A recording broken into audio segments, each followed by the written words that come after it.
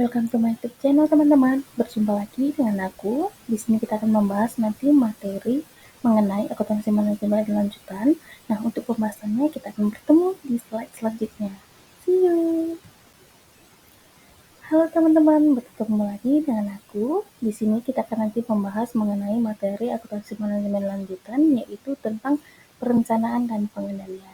Nah, sebelum untuk pembahasannya, perkenalkan dulu, nama aku Yusilian Kebrutarikan. Aku mahasiswa Politeknik Negeri Samarinda. Aku jurusan akuntansi, prodi D4 akuntansi manajerial.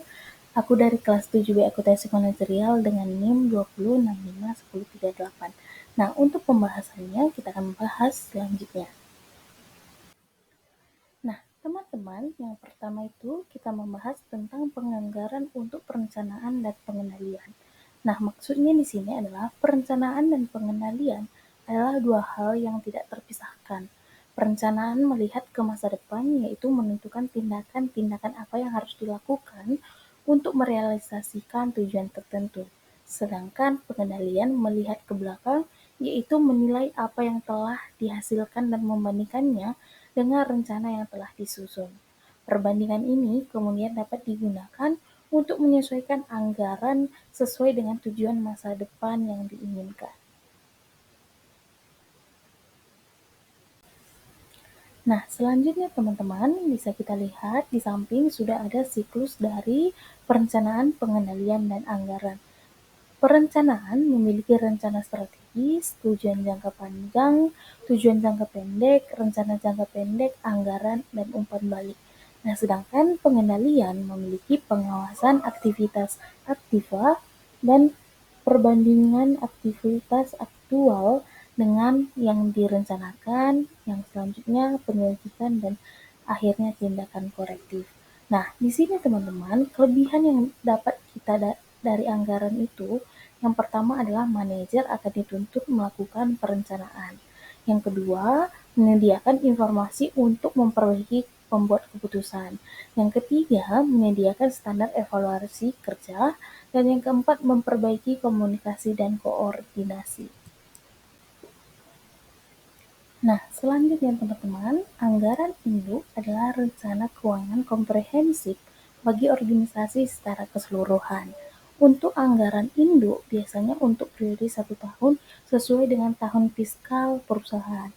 Komponen utama anggaran induk adalah yang pertama anggaran operasional, yaitu aktivitas yang menghasilkan pendapatan untuk perusahaan, penjualan dan produksi dan persediaan barang jadi. Hasil utama dari anggaran operasi adalah laporan laba rugi. Yang kedua ada anggaran keuangan, yaitu membuat rincian dari arus kas masuk dan keluar serta posisi keuangan secara keseluruhan, perkiraan aliran yang keluar dan masuk kas diperlihatkan dalam anggaran kas. Nah, teman-teman, sekarang kita masuk ke anggaran penjualan. Nah, maksud anggaran penjualan adalah pengertian anggaran penjualan menurut Muhammad Nafarin, yaitu anggaran penjualan yang merupakan rencana tertulis yang dinyatakan dalam angka dari produk yang akan dijual perusahaan pada periode tertentu. Untuk contoh soalnya bisa kita lihat di bawah ini ya teman-teman.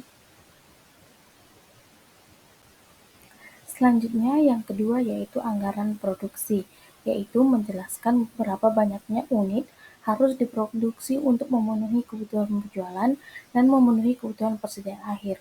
Untuk menghitung jumlah unit yang diproduksi, diperlukan data jumlah unit yang terjual serta jumlah unit persediaan awal dan akhir. Untuk contohnya ada di bawah teman-teman dengan menggunakan rumus, yaitu unit yang diproduksi sama dengan penjualan yang diharapkan unit, ditambah persediaan akhir dan ditambah awal per unit.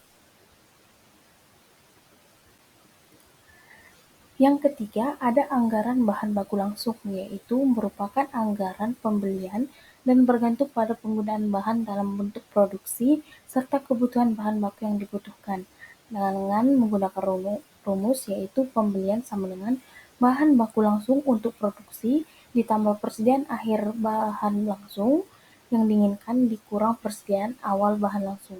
Untuk contohnya bisa kita lihat di sini teman-teman. Yang keempat, ada anggaran tenaga kerja langsung, yaitu anggaran ini menunjukkan total jam kerja langsung yang diperlukan dan biaya yang terkait untuk membuat sejumlah unit produk dalam suatu anggaran produksi. Bisa kita lihat di sini teman-teman, pada anggaran tenaga kerja ini itu dia lebih menghitung bagaimana waktu tenaga kerja langsung dan jika ada lembur maka semua akan dihitung di sini. Nah, contohnya ada seperti di bawah ini. Yang kelima, ada anggaran overhead, yaitu menunjukkan biaya yang diharapkan dari semua komponen produksi tak langsung, tidak seperti bahan langsung dan tenaga kerja langsung. Untuk biaya tidak langsung, tidak terdapat hubungan antara masukan dan keluaran. Nah, bisa kita lihat di sini juga teman-teman sudah ada, aku buat contohnya, bisa kita pahami. Selanjutnya yang keenam ada anggaran beban, penjualan, dan administrasi. Nah, menjelaskan tentang pengeluaran yang direncanakan untuk kegiatan non-produksi, sebagaimana halnya dengan overhead. Beban penjualan dan administrasi dapat dibagi menjadi komponen dan variabel. Beban yang bervariasi dengan aktivitas penjualan mencakup komisi penjualan dan biaya pengangkutan serta perlengkapan. Nah, untuk contohnya bisa kita lihat dan kita pahami di samping ya teman-teman. Yang ketujuh, yaitu ada anggaran persediaan dan akhir jadi, yaitu anggaran ini memberikan informasi yang diperlukan untuk menyusun neraca dan juga merupakan masukan penting dalam penyusunan anggaran harga pokok penjualan. Nah, teman-teman, di sini aku juga sudah mengambil contohnya, bisa kita lihat dan kita pahami. Yang kedelapan yaitu anggaran harga pokok penjualan, yaitu merupakan harga yang diharapkan untuk barang yang dijual. Laporan ini terakhir sebelum membuat laporan laba rugi. Nah, tujuannya itu ya adalah sebelum kita menjual barang tersebut, kita harus membuat dulu laporan agar kita mengetahui bagaimana dari penjualan tersebut, apakah kita nanti untungnya atau rugi. Dan di sini juga aku sudah membuat contoh, teman-teman bisa kita lihat dan kita pahami. Nah, teman-teman, sekarang kita masuk ke pembuatan anggaran keuangan. Anggaran lainnya yang terdapat dalam anggaran induk adalah anggaran keuangan yang tersusun sebagaimana biasanya. Nah, biasanya itu ada tiga. Yang pertama ada anggaran kas, yang kedua anggaran neraca, dan yang ketiga ada anggaran pengeluaran modal. Nah, penggunaan anggaran untuk evaluasi kerja juga merupakan alat pengendalian suatu pengusaha yang bermanfaat untuk kepada perusahaan. Perlu diperhatikan dua hal yang paling penting, yaitu menentukan bagaimana jumlah yang dianggarkan, serta membandingkan dengan hasil yang aktual dan mempertimbangkan dampak pada anggaran itu terhadap manusia. Selanjutnya ada anggaran statis, yaitu anggaran yang dibuat berdasarkan tingkat aktivitas yang ditentukan, karena anggaran statis tergantung pada tingkat aktivitas yang sudah ditentukan. Karena statis tergantung pada tingkat aktivitas tertentu, anggaran ini tidak begitu berguna bila digunakan untuk menyusun laporan kinerja. Untuk membuat laporan kinerja yang lebih berguna, biaya aktual dan biaya yang diharapkan harus dibandingkan pada tingkat aktivitas yang sama. Nah, sekarang teman-teman kita masuk ke anggaran fleksibel, yaitu anggaran yang menjadikan perusahaan memampukan untuk menghitung biaya yang diharapkan selama rentan aktivitas. Nah, dimensi perilaku dari penganggaran yaitu anggaran seringkali digunakan untuk menilai suatu kinerja para manajer, baik bonus, kenaikan gaji, dan promosi ditentukan oleh kemampuan manajer dalam mencapai atau mencapai tujuan yang ditentukan. Selanjutnya ada umpan balik terhadap kinerja secara berkala. Dengan memberikan laporan penilaian kerja secara berbeda dalam waktu, menjadikan mereka mengetahui keberhasilan upaya yang telah dilakukan untuk mengambil tindakan korektif dan mengubah rencana bila perlu. Nah, selanjutnya ada insentif moneter dan non-moneter, yaitu individu termotivasi tidak hanya oleh hadiah. Selain faktor ekonomi, individu termotivasi oleh jaringan kompleks dan psikologi serta faktor sosial. Hal yang digunakan perusahaan untuk mempengaruhi para manajer adalah agar menyerahkan kemampuan terbaiknya untuk mencapai tujuan organisasi. Selanjutnya ada penganggaran partisipatif, yaitu memberikan kesempatan bagi para manajer untuk menyusun suatu anggaran. Nah, dalam hal ini, penekanan dilakukan pada pemenuhan tujuan secara umum, bukan pada setiap anggota. Penganggaran partisipatif memiliki 3 masalah, yaitu yang pertama, penetapan standar yang dapat terlalu tinggi ataupun terlalu rendah. Yang kedua, memasukkan slack dalam anggaran atau mengamankan anggaran. Yang ketiga, ada partisipasi semu.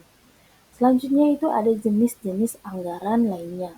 Yang pertama ada anggaran untuk perusahaan jasa dan dagang. Maksudnya adalah pada perusahaan jasa yang mencari laba, anggaran penjualan juga merupakan anggaran produksi. Anggaran penjualan mengidentifikasikan setiap jasa serta kualitasnya yang akan dijual. Karena tidak mempunyai persediaan barang jadi, maka jasa yang diberikan merupakan jasa yang terjual.